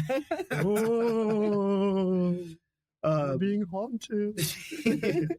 So he makes it to the restricted section and he's like, well, I guess I'll open one of these. And he picks one out, sets it on his knee, opens it up. And in one of the most terrifying moments of my childhood, that book screams at him. The first time I ever watched a Harry Potter movie, I watched this first one. I was with my cousin. She's like 15 years older than me. And she just like, Barry, let's hang out. I'll take care of you for the night. I'm over at her place. Back in the day, you go to see Blockbuster or go get to Blockbuster and rent the movie. And we got Harry Potter. She popped it in. We're watching it on her couch. She fell asleep. I'm like little elementary school. I'm like second grade, first grade. I'm watching this. And when he opens that book, just terrified. Like I equated it to, and I've said this before, I equate it to like that scene in Lord of the Rings when Bilbo is like, I wonder if I could see my ring. Yeah, and then like give me that ring, boy. Like I was not expecting that the first time I saw it. I was like, oh, yeah, it's just terror. So that book's just it's creepy. Let me out. And it says it like keeps screaming, which is even after he puts it away. That's even even more terrible. Yeah, he woke him up, bro. Yeah. So Harry's like, I gotta roll. And in his struggle to put the book back, he gets out of there quickly, but he knocks over the lamp. Don't worry, no fires are started. Goes out right away, but he makes a run for it. And I love that he has this awesome plan, to go to the restricted section. He's like, I'm going to learn about Flamel. And that boy gets one book in a room and doesn't even read it. And then he's out of there. He passes Filch on the way out and he thinks he gets away, but he hears Filch and Snape talking. And they're like, we don't know who is in there, but we're going to get him. They start moving his way. And Harry's like, no, this corridor is all skinny. They'll run in. They can't see me, but they'll run into me. So he squeezes into a door. And once Filch and Snape are gone, Harry's like, whew, that was a close one. Looks around and notices he's in a classroom. And all the desks are pushed to the sides of the classroom. And propped up against the wall is a big old super cool looking mirror with some funny writing on it. He goes up to it and quite understandably freaks out. Because he looks in it and he sees, it says like 10 people standing behind him. And I get it. That'd be terrifying. Like, who's in this room with me? Yeah. Also, and he looks behind him. He doesn't see anybody, but he's still freaked out, which, again, understandable because he's just learned how to be invisible So he's like, maybe there's other more invisible people in here. How many invisibility cloaks are there? Yeah. So he looks back at the mirror and he sees, like I said, 10 people. And what follows next, again, one of the coolest scenes in the whole book, because Harry realizes that the people he's looking at in the mirror are his family. He's looking in the mirror again, and he sees the girl. She was a very pretty woman. She had dark red hair, and her eyes are just like mine, Harry thought. Edging a little closer to the glass, bright green, skips ahead a little bit. She was smiling but crying at the same time. The tall, thin, black-haired man standing next to her put his arm around her. He wore glasses. His hair was very untidy. It stuck up at the back, just as Harry's did. And it keeps going, and it's just like, it's this really touching moment where Harry realized, oh my gosh, that's my mom and dad. The rest of these people, those are my family. And he just can't get enough of it. And so he where was I? So he has a tough time like making out that it's actually his mom and dad. At first he doesn't. He's like just freaks out that there's a bunch of people. Well, he's never really seen them too, so he doesn't really know, what they would look like. So it's all great stuff, but Harry realizes he can't stay. He hears a noise and he thinks he's got to leave. But he looks back in the mirror, and this is sweet. He promises his mama that he'll be back. The next day, it's Boxing Day, boys. December 26th. Ron's like, bro, you could have brought me. Harry says, my bad, bro. You can come check it out tonight. And they talk about meeting each other's family. You know, Harry's like, I'd love to meet your family too. And Ron's like, you can meet my family whenever. Yeah, you know, like they're always around. My family's alive, Harry. Like, daggum, Ron. Figures. Ron has a wild train of thought. I love this. He says, you can come see them any old time. Just come around my house this summer. Anyway, maybe it only shows dead people. Shame about not finding Flamel, though. Have some bacon or something. Why aren't you eating anything? It's like, should we jump subjects more? Yeah, no, for real. And also say like ADHD. any more insensitive thing. Yeah, exactly. That Just moment like only shows dead people. Only shows dead people. And it sucks that you didn't find out about Flamel, Harry. I hate that for you. Have some food. Yeah. Why aren't you eating? Why aren't you eating? Jeez. In the room. I hope I didn't piss you off or anything. Hey, are you okay, bro? Yeah. You're not upset with me. Shouldn't be. But Harry thinks, after all that, I don't even know if I care about Flamel and all that stuff anymore. I get that. Yeah. That Seriously. night, Harry and Ron sneak off to find the room. It takes them a while, but eventually they get there. And Harry stands in front of the mirror and is like, see that? There's my family. And Ron is like, bro, forget your family. Look at me. Dog, check me out. I look great. And Harry's like, what are you talking about? But we find out that Ron sees himself holding the Quidditch cup, the house cup. He's the head boy, and he's the Quidditch captain. He's like, I'm special. Yeah, I'm like, I look fly too. Ron's like, yo, do you think this mirror tells the future? And Harry, kind of a bit of a downer moment. He says, I don't think so. My family's dead.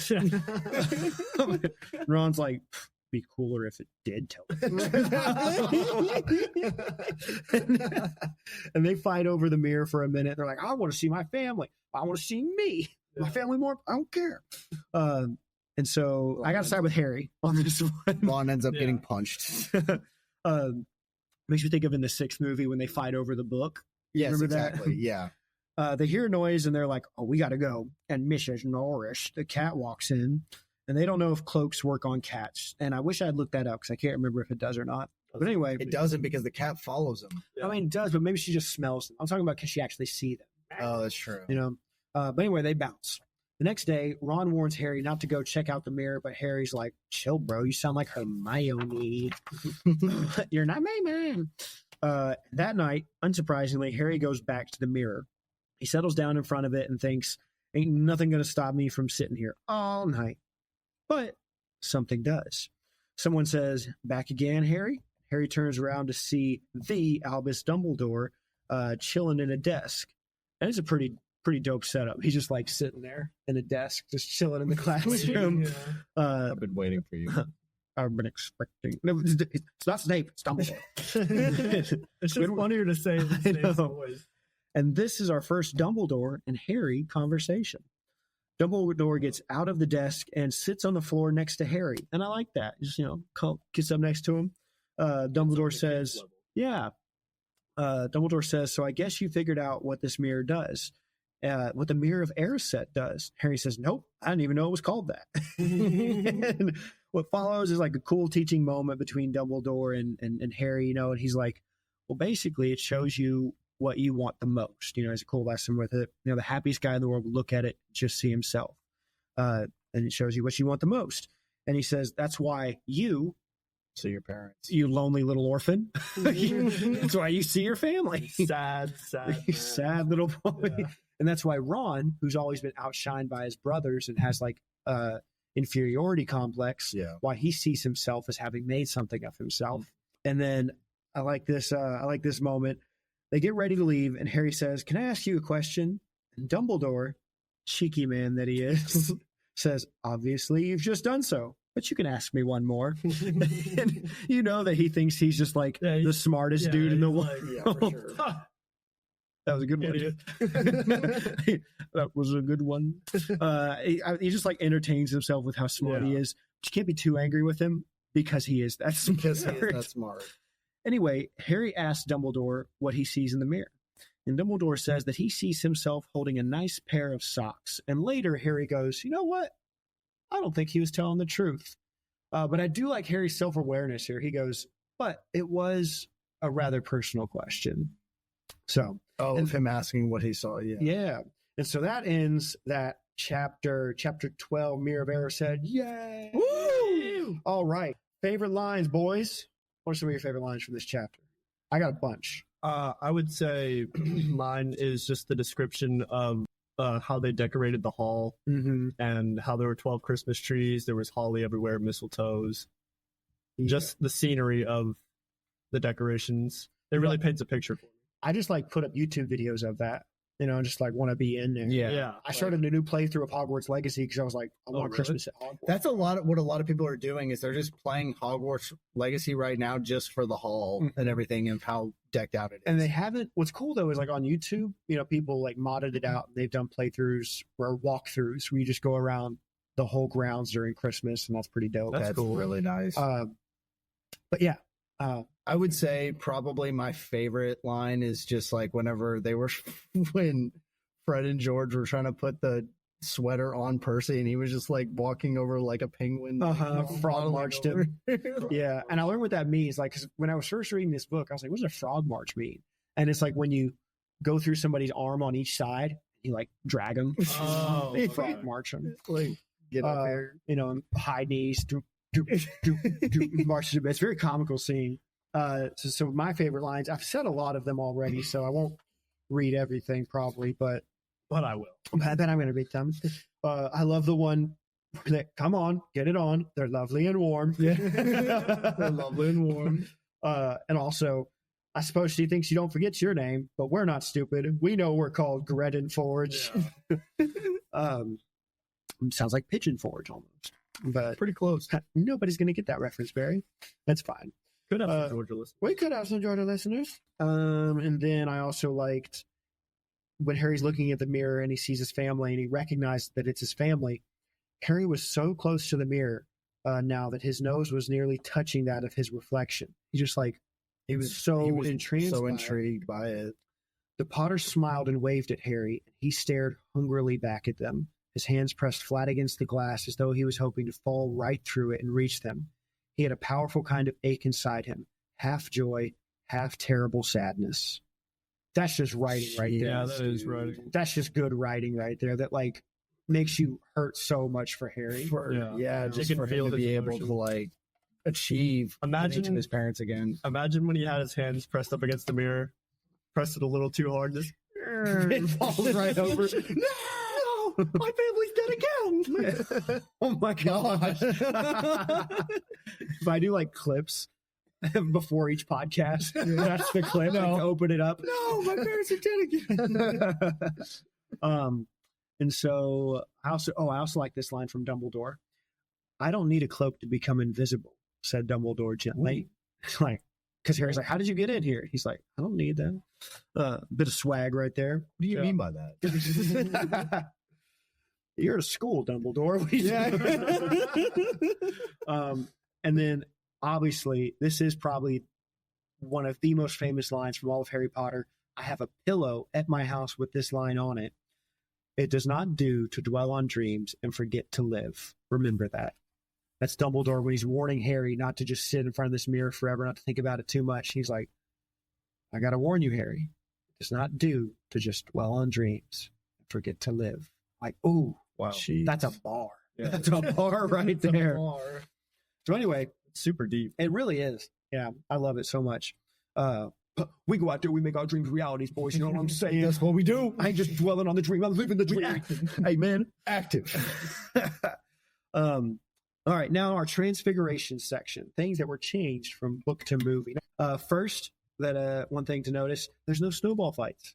You can all snowball fights of the boys going outside, having a fun time. And we don't get cool snowball fights going on.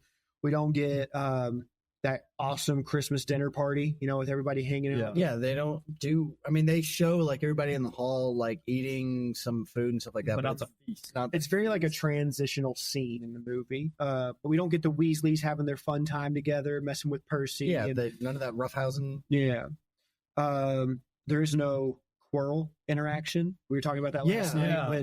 And they do have a similar moment to that later in the book. But restricted? No, it's not necessarily restricted. Later in the book, after a Quidditch match, Harry notices basically the scene in the movie where Snape confronts Quirrell and is like, you up to some stuff? Yeah. That does happen later in the book, but they put it in this moment when Harry's sneaking around the castle. Yeah. So that's another change. And then the other change, again, not too many, but the other change is that Harry doesn't ask Dumbledore what he sees in the mirror. No, he never does. He doesn't do that in the movie. But they should have added that. And there's whenever Harry looked in the mirror, he only saw his parents. Yeah, you never That's saw. right. Yeah, you never saw 10 other people. Yeah, and his other ancestors. we made note of that. That's where like Harry sees his grandfather, and his grandfather's the reason that he's rich because his grandfather invented a.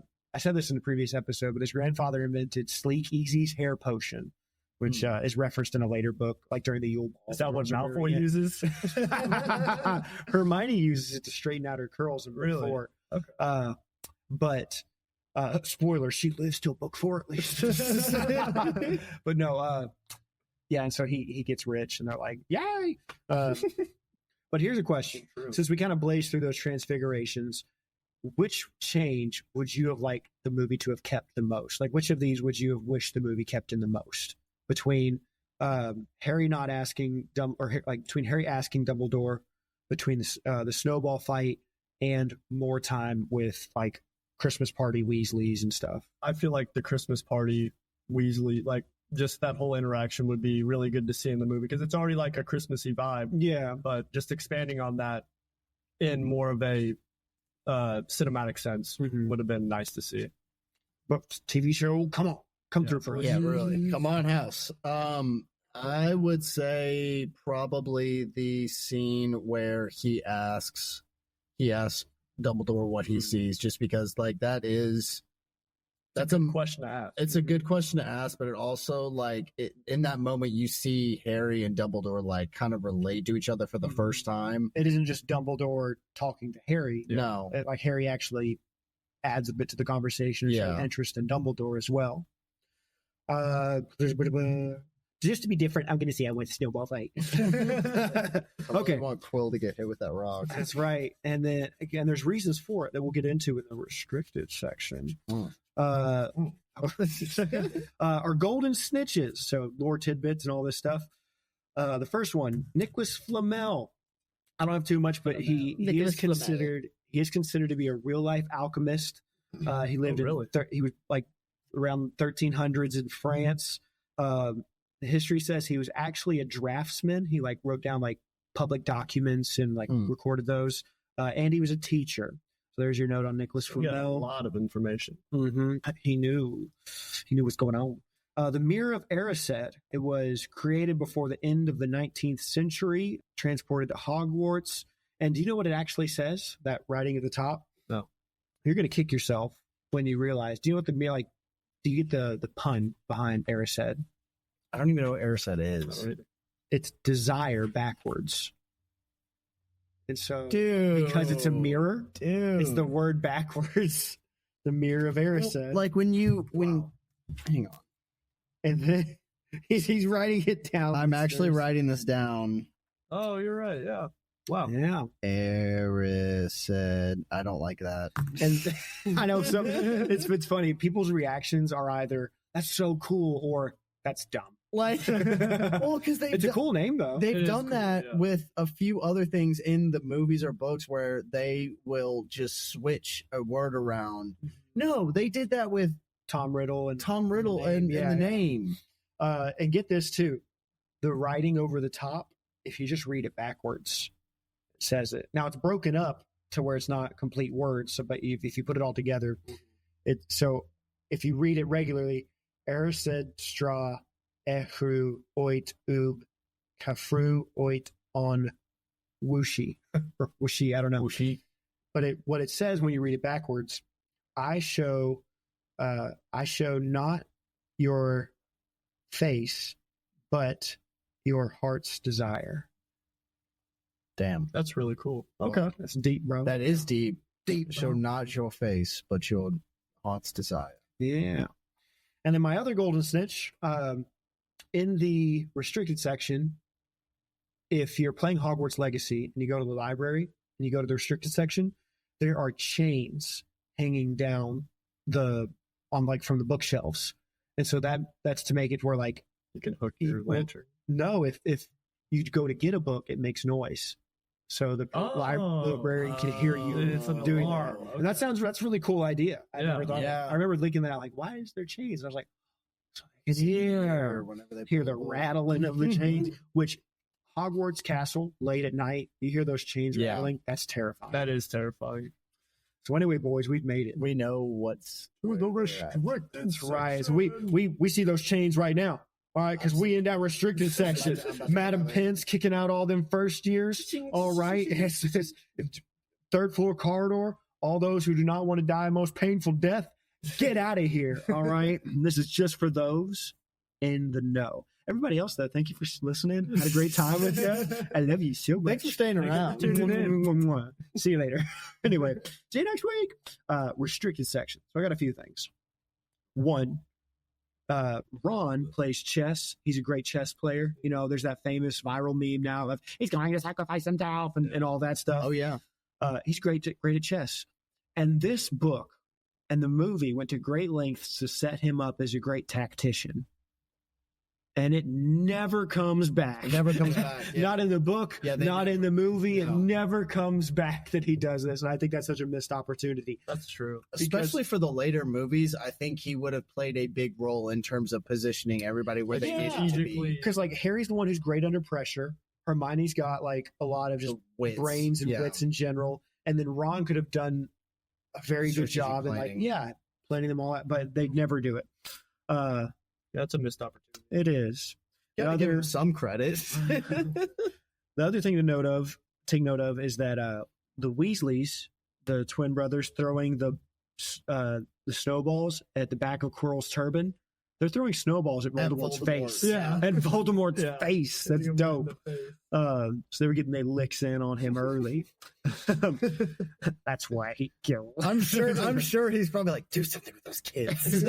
Quirrell, you better stop it right now. It's cold.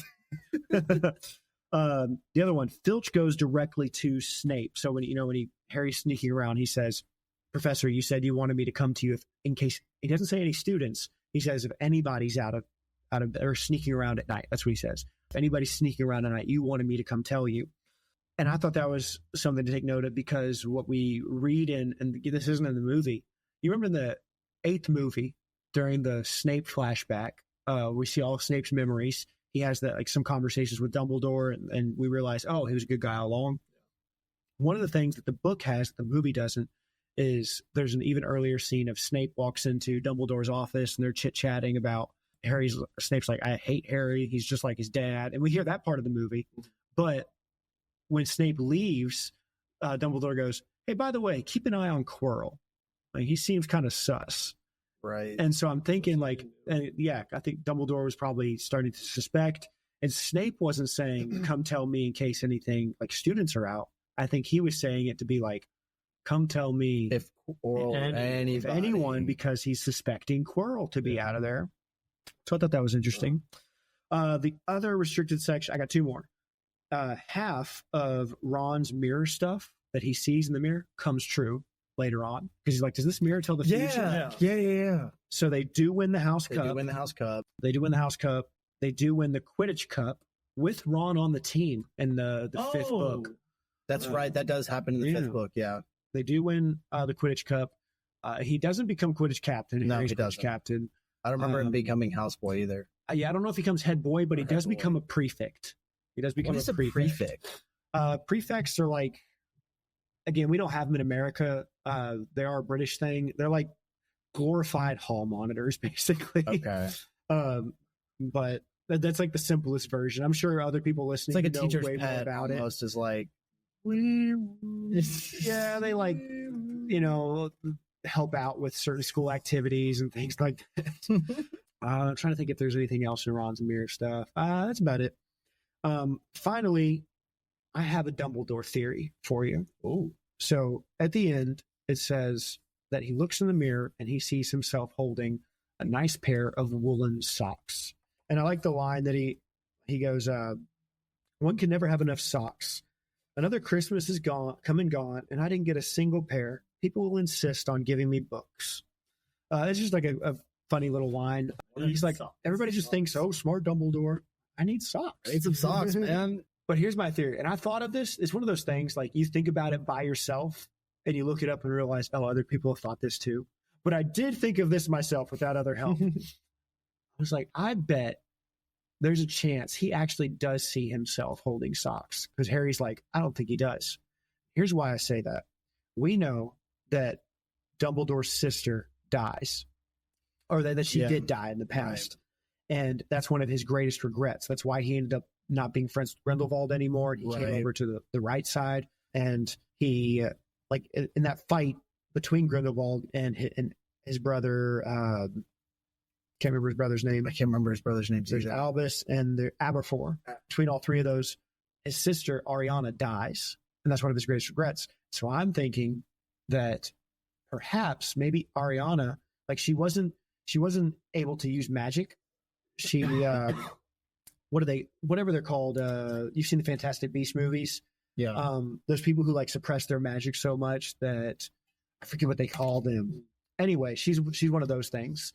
Future Barry will come in and say what the word is. Yeah. Excuse me. The thing that Ariana was an obscurus. Sorry, I forgot that. But she's one of those things. And so she avoids using any magic at all. And so I imagine as a result of that, her family's like, maybe we can get her to do practical stuff. And so she maybe takes up knitting. And she maybe made socks for them. And so when Dumbledore says, I see myself holding a nice pair of woolen socks, it's a pair of socks that she makes him. That's because in his greatest desire, she's still alive. And it's Christmas time you get gifts. And so he's thinking about that right now. Dang, that makes me want to cry. Dang. Yeah, that makes me want to cry. Wow. So there's my Dumbledore That's theory. a good theory. Yeah. Thank you very much. Yeah. So anyway, in terms of practicality, that would make sense. Right? So that's all I got. That's it for the podcast. Do you guys have any other thoughts to wrap this thing up? The only thought I have is I had a joyous time on this podcast. Yeah, no. First time experience, and it was phenomenal. Oh, well, thank you, boys. Yeah, this is the best first podcast I could have done. And I'm not just saying that. So thank you, my brother. Oh, thank you for saying all that, Thank guys. you for having us. Yeah, thank you for coming on. I'm glad to have you boys here. One thing, again, this podcast, I don't know if you're ready for this. It's going to be famous. It's going to be worldwide. I know. I'm very, very And one thing I ask people is if they want to plug anything at the end. And I know you boys have a business. You'll be having to make some long distance drives. Yeah. Some of these people, can you come to Connecticut? But y'all got the Pressure Brothers business. All right. We do. Ryan and I have a pressure washing business that we started ourselves. We're located in. We okay with dropping? Sure. We'll just say North Georgia. Yeah, the North Georgia area. Yeah. If you're anywhere near the North Georgia area and need any pressure washing done, and you like Harry Potter, we might be able to help you out with good prices and fantastic cleaning. So. That's right. Or Star Wars, because you like Star Wars too. Very true. Yeah. Very true. So there you go. Make sure you I'll put their stuff in the show notes. You guys can hit me up about it, and we'll get you a nice, clean driveway. The link will be in the description. Link in the description. Hit the notification bell. It's in my bio. Schedule me out. But anyway, Thanks for the plug, man. yeah. Appreciate Boys, thank you for being here. Listeners, thank you for listening. Next week, we will be covering chapters 13 and 14, Nicholas Flamel and Norbert, the Norwegian Ridgeback, with Emily. You guys remember Emily? Oh, she's coming back. Yeah, she did episode 1. So she'll be on for that next episode. Who knows? But anyway, everybody, thank you for listening. This was the retelling of chapters 11 and 12 of Harry Potter and the Sorcerer's Stone. Take care, everybody. Thanks, guys. Thanks for tuning in. Bye. Thank you for listening to Retold. Artwork for this podcast was created by Rachel Ortlip. Music was created by Taylor Jarvis. And the Retold podcast is produced by me. That's right, I made this.